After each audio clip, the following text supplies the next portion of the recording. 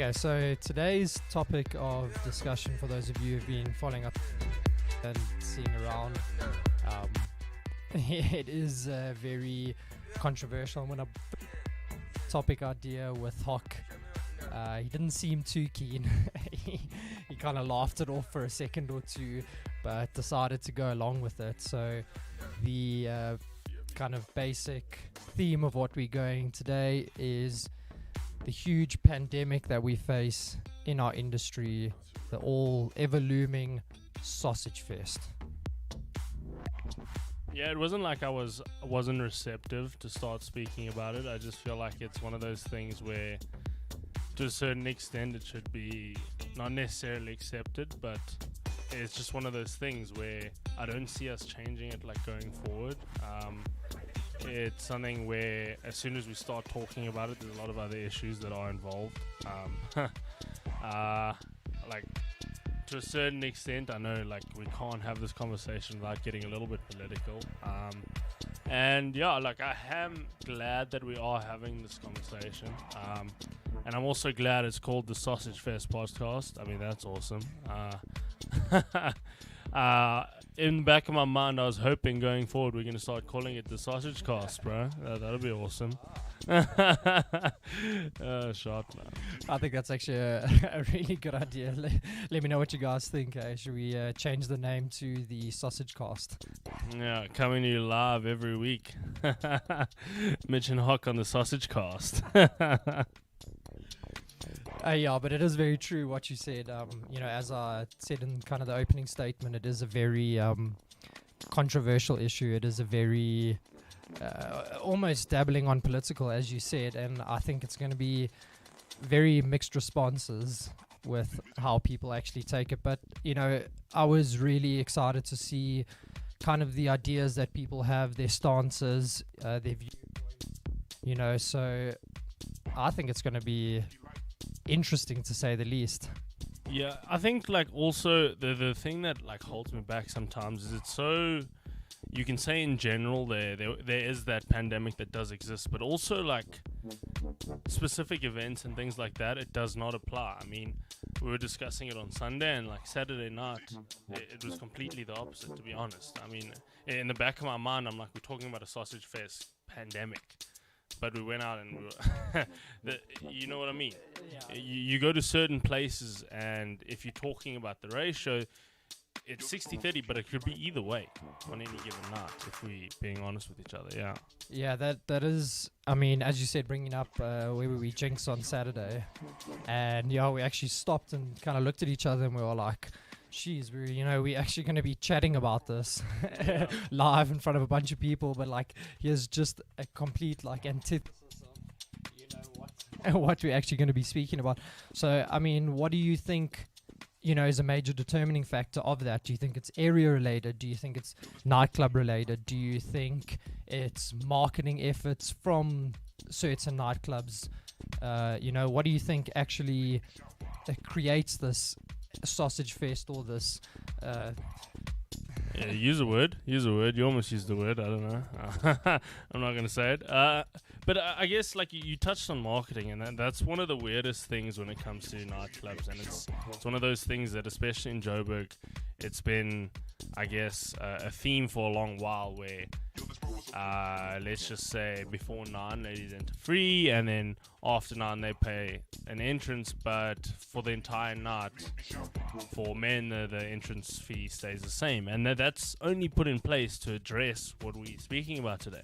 But then you get a situation where, if we're thinking like old school Tiger back in the day, where honestly on a certain night it would be 90% women, just because of the fact that they could get in for free before, let's say, 10 o'clock, and just the crowd that it drew, it's what it drew. And it's weird to think that even though this was the marketing ploy to, let's say, lure more people in, whether it be more females, more males, I think a lot of the time it missed its mark. I think it was I don't want to say outdated, but I'm not so sure how well it actually works. Yeah. Almost like a hit and a miss, get those random nights where sometimes all the girls are coming to get their free entrance. Sometimes they're not going out at all. And like, yeah, it's a very interesting to think, you know, how could you incentivize it, or how you could, you know, promote it? What would be newer, more innovative ideas to actually follow through with it? You know, first thought on head would probably be influencers. You know, if you are the general public and you're following on Instagram, I think for the mass majority, you're following obviously your interests and your role models. So, you know, getting female influencers who have a huge pull and a huge influence in the market to actually promote for the event. You know, what would be your ideas to actually turn this around, or let's not say turn around, but let's say make it consistent with the presence of females in the party? Yeah, I think like the initial idea comes from, let's say, a club or a venue trying to draw as many people in. And the decision was made on their part, if we have enough women, there'll be enough guys to be like filling up our club. And a lot of the time that was true, but like we were speaking about specific nights where you're going to catch things almost on the fly, where I think it's just the majority of people who decide to go out on the night is going to decide how the night turns out. It doesn't really matter what you market towards people at this point in time, especially just like the COVID-19 situation. It depends mostly on who's willing to go out. It doesn't really matter if we're going to say we're going to try and market it to ladies to bring all the guys in, or if we're going to just market it to everyone to give like free entrance at the start of the night. I think the restraining factor is still the amount of people who are willing to go out. That's what I'm saying, where I understand in the past why it would have worked to a certain extent, but I don't know how effective, let's say, the promotion where incremental entrance fees, for an example. I don't know how effective that would be in a situation where we're walking on the back end of a pandemic. It just doesn't make sense to me, to be honest. Yeah, so then kind of coming to almost the next point, being, I mean, this is a very subjective opinion on my part. People might disagree, but so for example, what I've noticed, recreational drugs and the gender that takes recreational drugs the most, what I've noticed is males. And what I kind of believe it to be is in that age where you're kind of experimenting and you're going through, you know, you're more susceptible to your friends' influence and, you know, being macho and being cool and being, you know, whatever you are. So do you think with regards to the pandemic and people going out, do you think there's like a gender bias on who's more willing to go out, who's not willing to go out, or do you think it's just, you know, as the cookie crumbles? I think you raised a very good point when you're saying, let's say the majority of... I think the underlying reason, though, is because it's not a fun thing to say, but it's safer for guys to take drugs and be motherless. I mean, you raised it, and as soon as you said it, I was like, you know what, most of the, let's say, gremlins who are regularly taking, let's just drugs in a broad spectrum. Body drugs. Yeah, those people are majority males, but also they know that in a compromising situation, they're a lot safer than most women are. I think if you take it to a separate, like, away from the clubs, if you're at a festival where you're surrounded by only friends and, like, people that you trust, that ratio is a lot more, let's say, around 50%. But if we're talking about clubs, the amount of... I don't want to say dolls who feel safer, dolls who would be safe to take party drugs when they're going out, it's almost non-existent. It's dependent on the people you're around there. It's scary for them to a certain extent. I mean, I'm thinking from like personal experiences where I just cruise solo, one man. I wouldn't ever feel comfortable with my lady friends doing that as well. It's something where I know in a compromising situation, I feel I'd be in a safer situation than the female counterpart. It just doesn't make sense. Yeah. Almost coming to, if we could say, like, environment related, and that could also tie back to, you know, the whole thing of potentially the reason that there are more guys in the nightclubs. Okay, you know, as we said already, with regards to it's a hit and a miss, it can go either way, but let's just take the majority of nights is majority guy orientated. And I mean, that could tie back into the reason of, you know, where I was talking about as you're getting to the age where you start partying and stuff, you know, as your parents being a lot more easy and a lot more willing for you and a group of your guy mates to go out potentially than a group of girls mates, you know, being a lot more protective or whatever. So do you think it's almost instilled from an earlier, you know, as you're allowed to go out, or do you think it's actually even more environment related? Like, it's hard for me to say as well, because there are a lot of clubs and a lot of areas and nightlife spots that I don't actually go to, so I wouldn't know what the gender split is, but I would say for Incognito's niche market and who we target, I would definitely say that it is more guy orientated.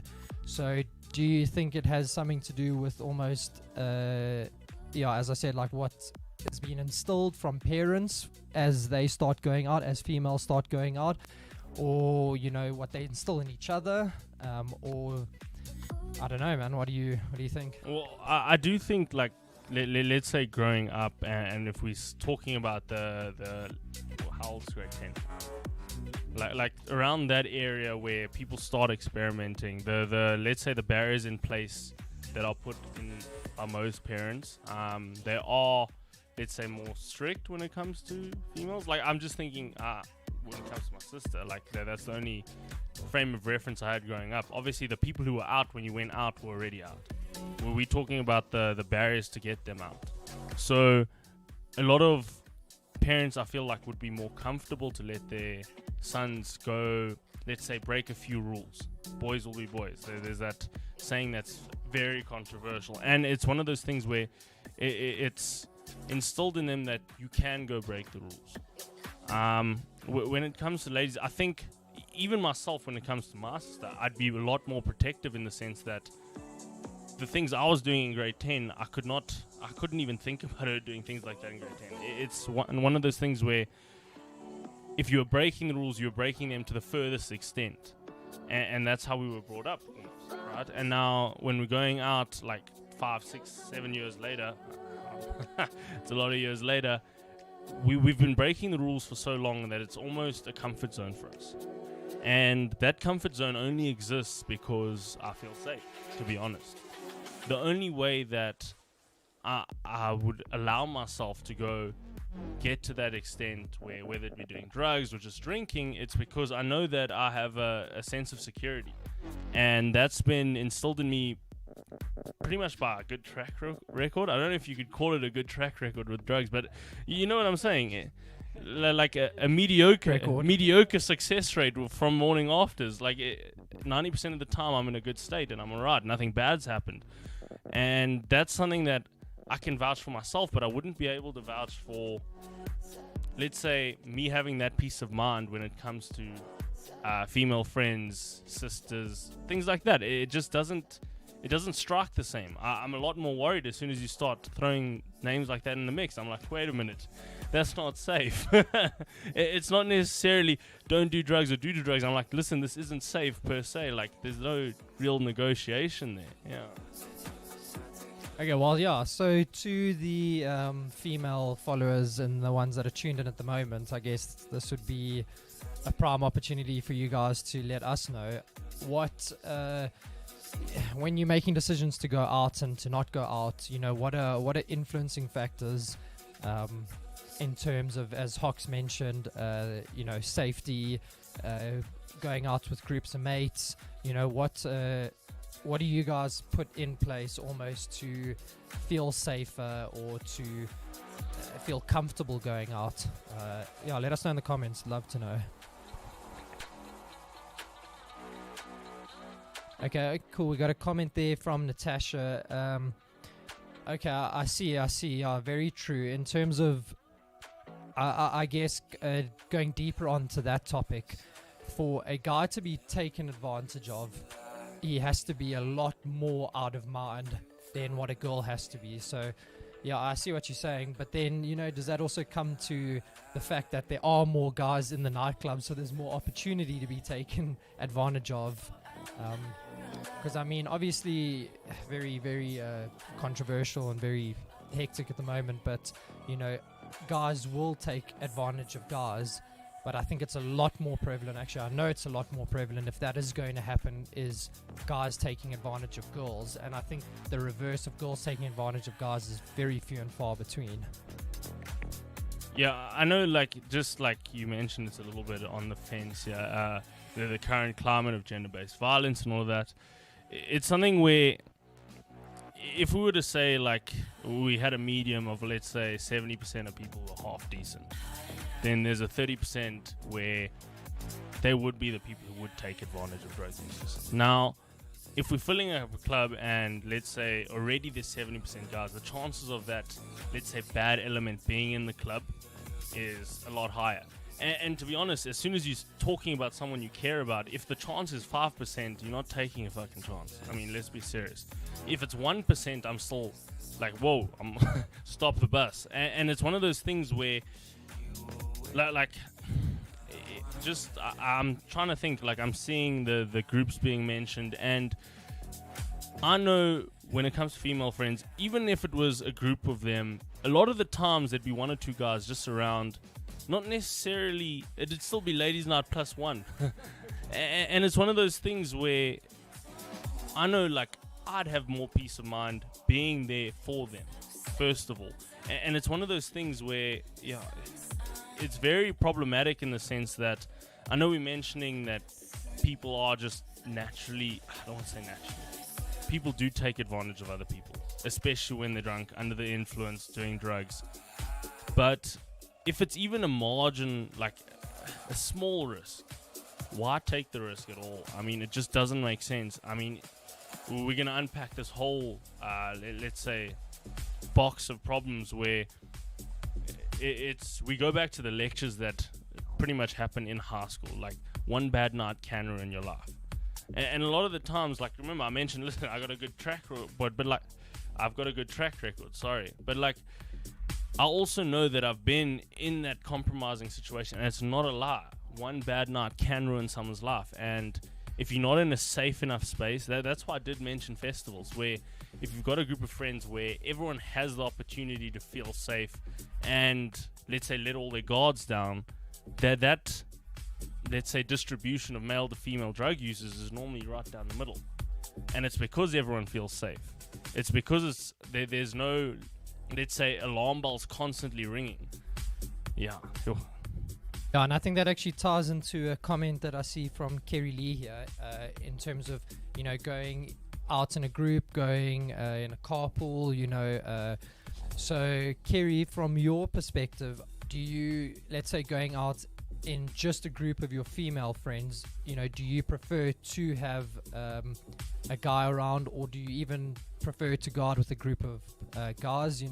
What what makes you feel safe, or not even what makes you feel safer, do you feel safe going out in your girl group of friends? You also mentioned there, venues do play a part, and the quality of venue, let's say, the quality of culture that exists in the venue, because there's always, let's say, it's tough to say, but it's a nod that comes down from management of a venue. What are we going to accept? What aren't we going to accept? There's places where people will get instantly kicked out, or there's places where if someone is one of those bad elements in a place and they're willing to either try and negotiate, throw a bit of money around, management will give it a bit of a shrug off, and you know what, you can stay, just don't do it again. Versus people who are instantly banned, don't come back to my establishment if you're going to try to do things like that. Unfortunately, it does tie into where venues are, let's say, narcotics friendly. A lot of the time, some of the people who will frequent those places are there to take it. And it's just unfortunately the truth.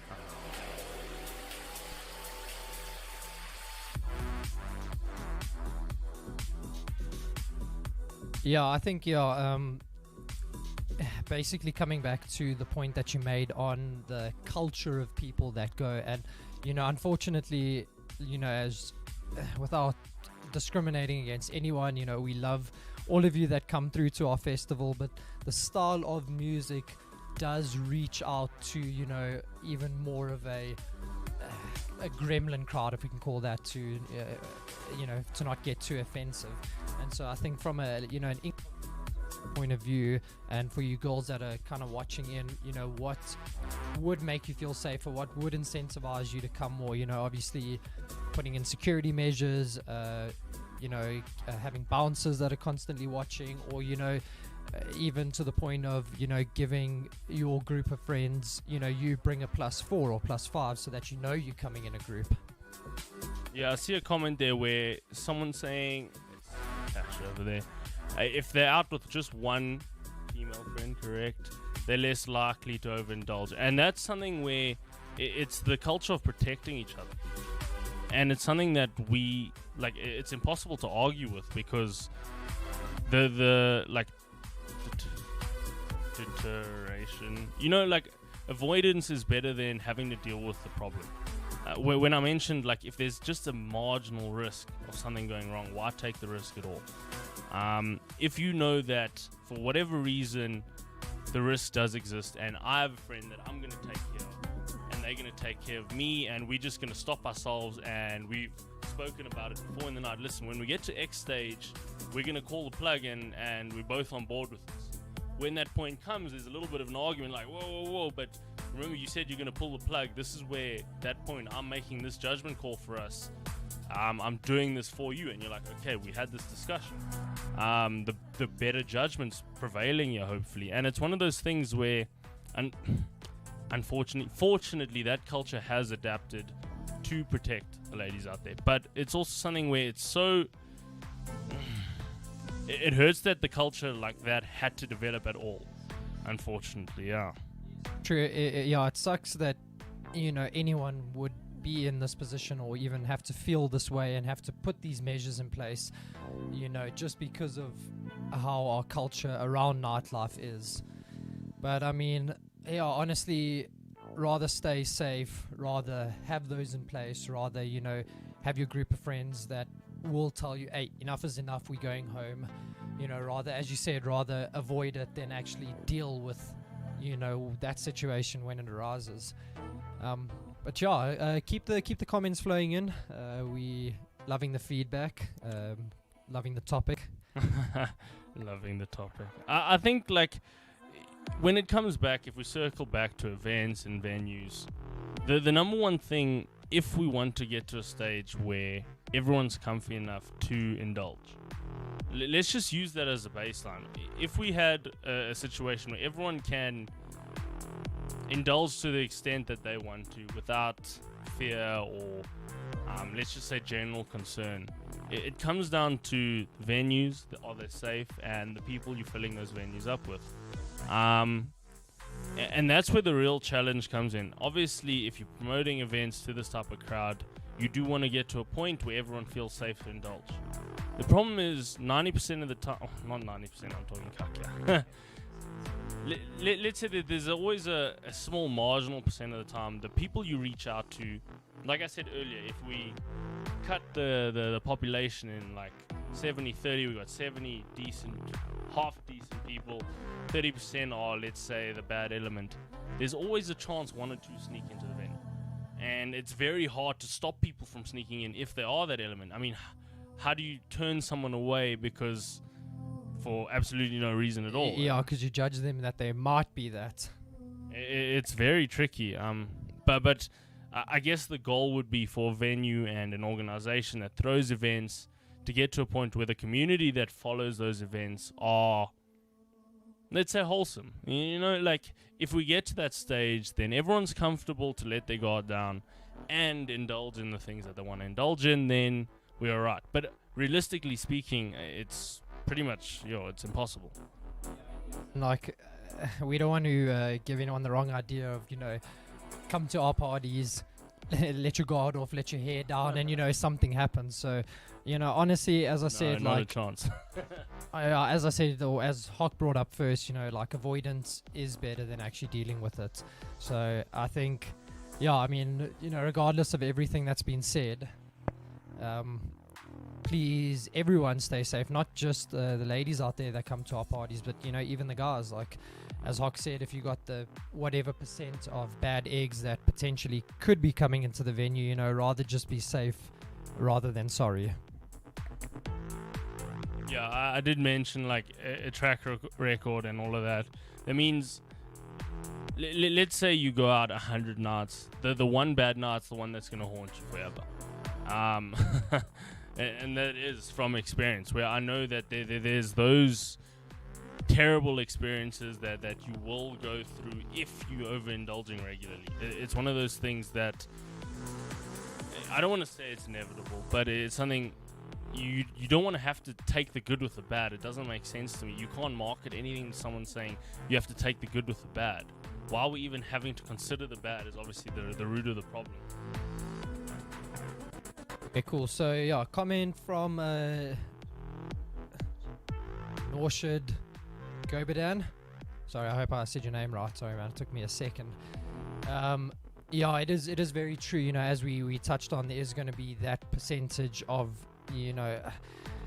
those type of people that actually come in, and so I guess having kind of the procedures in place that we've mentioned before, being firstly the security, the venue taking a no-nonsense approach, and just everyone who's actually there being mindful and being aware of let's say what they're attracting, or the the eyes that are on them, or the being mindful of those type of people. And I do know like with a lot of my female friends that they get offered to buy drinks from these, let's call them, for a lack of a better word, these dodgy type of people, and they refuse, and they plan out refuse, and then the person will keep pushing on them, and keep trying, and then they'll go to a bouncer or they'll go to the bartender and say, like, please get this person away from me. And I think just for ease of mind, it would be from an event organizer's point of view to take note of who those people are, and as soon as there's multiple offenses of it, just don't let them in, kind of blacklist them from your events. I mean, in the comments there, you are mentioning having a proper team that manages it. I feel like if you're in the room and something like that is happening, the fact that if you have people there that are willing to step in and say, wait a minute, this is not right, bro, you need to like ease off. And unfortunately, like we're speaking about people allowing the people to indulge. Problem is, if they're indulging in drugs, they're probably indulging in alcohol as well.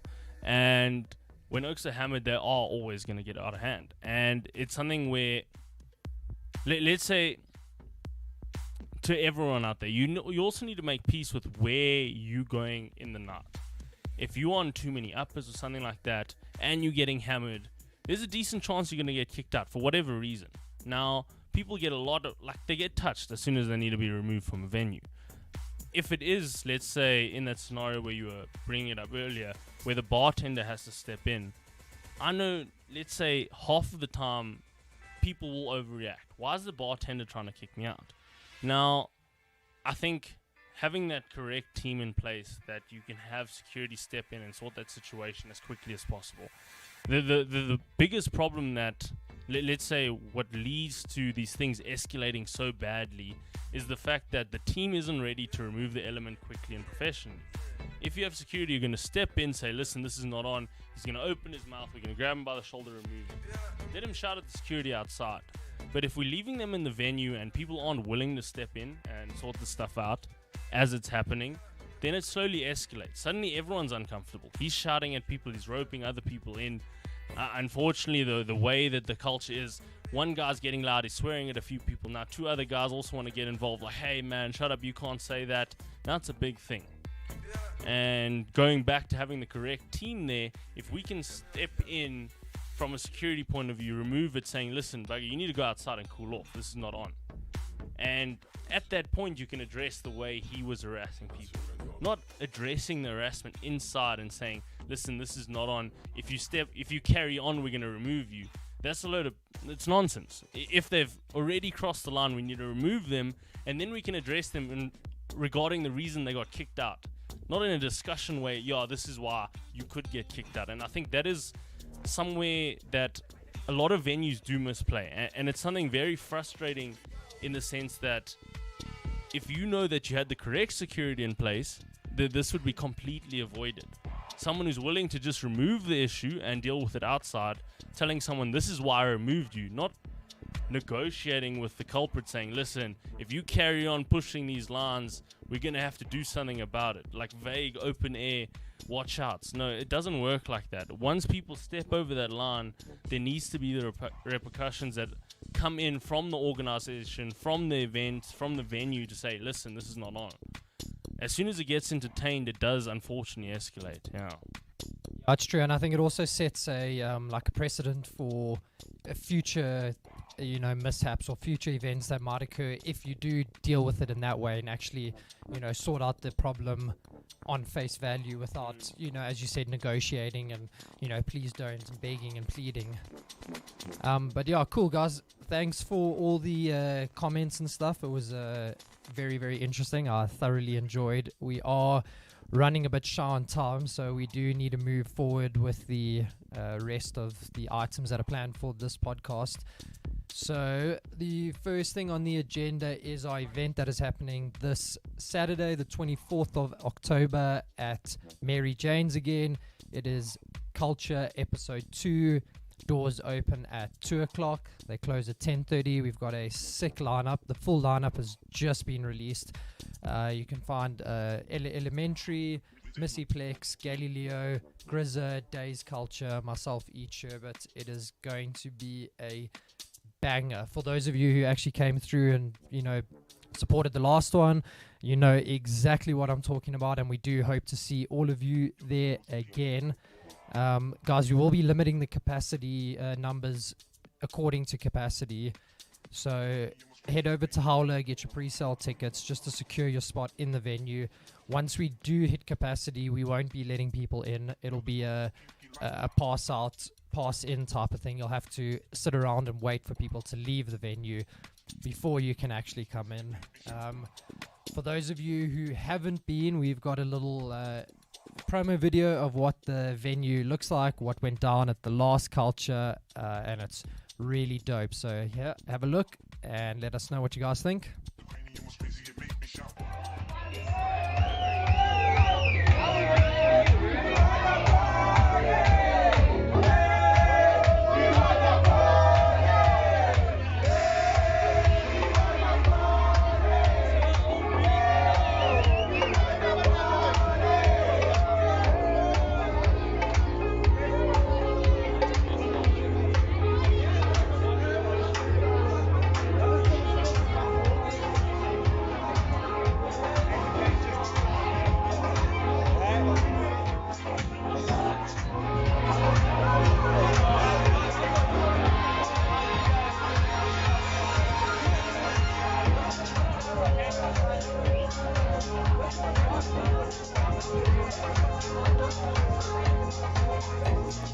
So yeah, that is the basic layout of what Mary Jane's looks like. That's our crowd that we pulled through. The last one was banging. It was honestly my favorite event that I've thrown since I got into it.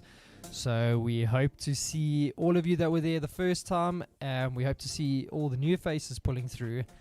But what we do have, I don't know if you guys have noticed this thing in the back behind me. Basically, it is a spin and win. So what we're going to do is we're going to spin for 5 people. So it's going to be the first 5 people that drop us a thumbs up in the comments. We will spin for you. There's a lot of cool things like a free joint, a free Prego roll. You can get 20 Rand off at the bar. There's also some bad ones where, you can get a fine of 50 Rand at the bar. So yeah, guys, drop your comments.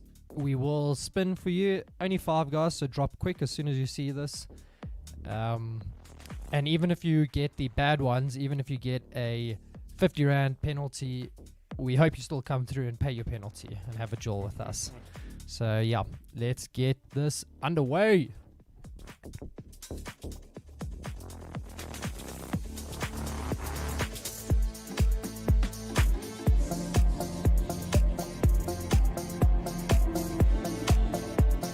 Okay, first spin is going for Rosette. Here we going for Milan, and third one's going for Kerry, guys. There's only two more. Them in. Okay, are we ready? Let's go.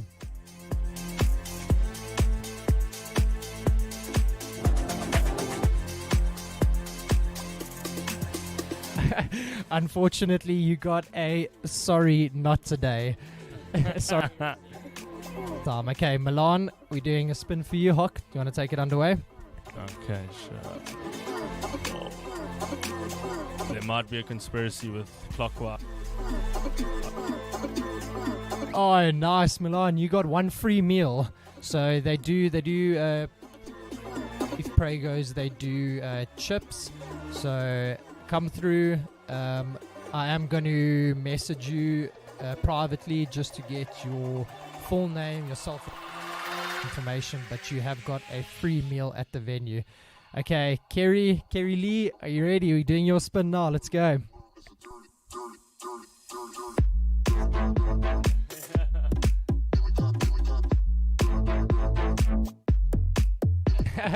Guys, I promise this isn't rigged. Kerry, you got a better luck next time. I mean, if you guys look at the board, I don't know if you can read it from there. There are actually more positive ones, if we can say that. But I did mention it at the start. It might just be the conspiracy of counterclockwise versus clockwise. Yeah, or maybe it's just Mitch that's unlucky. But so we're waiting for lucky number 4 on the clockwise spin. Maybe you'll have better luck than Rosette and Kerry. But Rosette and Kerry, we still better see you at Culture. Now that you've done a spin, you've booked in. Okay, guys, let's go. Who is lucky number 4?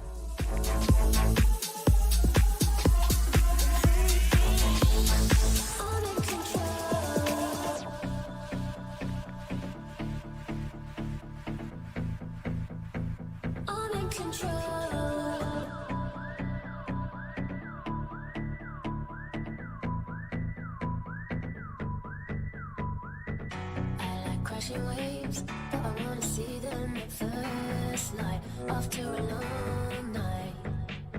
See the sky take shape, but I wanna okay, Donovan, you're not allowed to spin because you're working at the event, but what I'll do for you is I'll just do a lucky spin, or Hock will give you lucky number 3.5, and if it does land on something good, then I'll make it happen for you. and I said I'm a lot more lucky than Mitchell, so.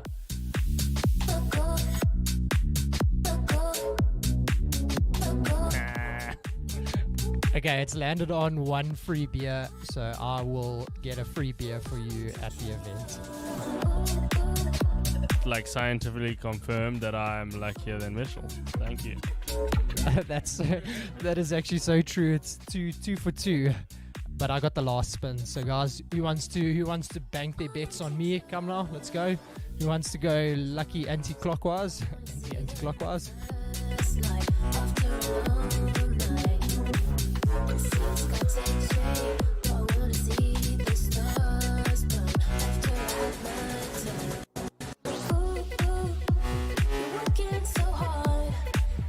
Okay guys, we only have a few more. Rosette and Kerry. Okay, let's put it to a vote. Hock, do we give them a respin? If you're spinning, I feel like we're wasting their time anyway. So we can do it for the two of them together. A little bit of a shared prize. Again, I'm not so confident in your ability to spin the wheel, Mitchell. But we'll go with it. Sure. Okay. How does that sound to you two? Let's do a conjoined spin for the both of you. Knowing Hock's luck, it's going to land on one free joint, and then you guys can share that. Okay, Hock, go. Do it. Give them. Yeah, I'm doing the last spin. Okay, here we go. For Rosette and Kerry, your combined spin. Only because we appreciate all your feedback. Yeah.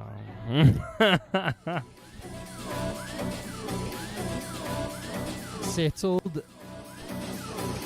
My luck or Hawk's luck, it's your luck. Okay, guys, one more spin. Let's go. We only have a few minutes left, and then we have to end this podcast. So we're going to give 1 more minute for the last thumbs up.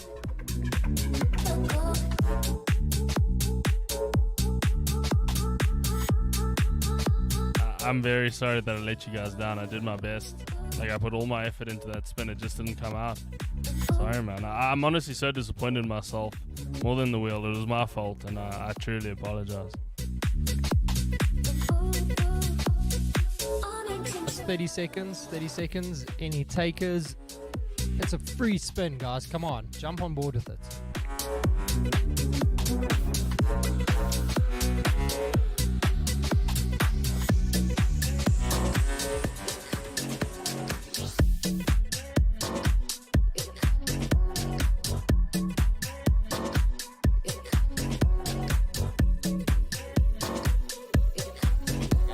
10, 9, 8, 7, 6, 5, 4, 3, 2, 1. Game over.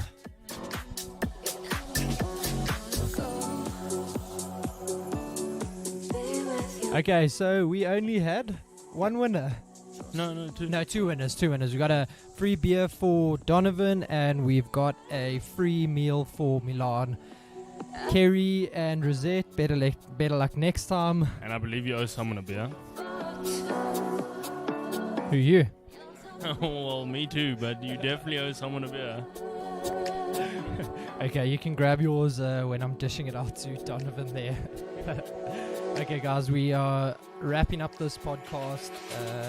The last piece on our agenda is, kind of like one of my favorite times, because it allows me to showcase who I think, has got some real talent, has got some real push in the industry, has got a lot of potential.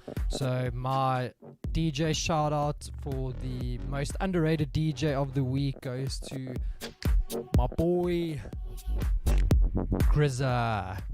Grizza, I know you'll watch this later and you'll thank me, so you can thank me by buying Hawk a beer.